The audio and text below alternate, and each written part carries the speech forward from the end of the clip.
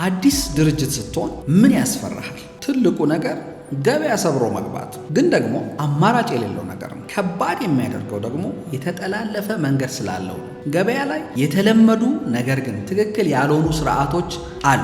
ታዲያ እነዛን ሰብረ መግባት ያንተ ፋንታ። ይህ ሐሳብ ከህገ ወጥነት ጋር የሚሄድ አይደለም። እንዲያውም ህጋዊ በሆነ መንገድ በተለምዶ ገበያ ውስጥ ህግና ስርዓት መስለው የተቀመጡ ነገር ግን መሰረት የሌላቸው አንዱ በዘፈቀደ የጀመራቸውን ሌላ ሆ ብሎ የተከተላቸው ናቸው። እነዚህ የገበያ ስርዓቶች አንዱን ባልተገባ ወይም ፌር ባልሆነ መንገድ ወደ ገበያው ያስገባል፣ ሌላውን ደግሞ በሚያሳዝን መልኩ ያስወጣል። ይህን አካሄድ መስፈር ያለብህ አንተ ነህ። እንዴት?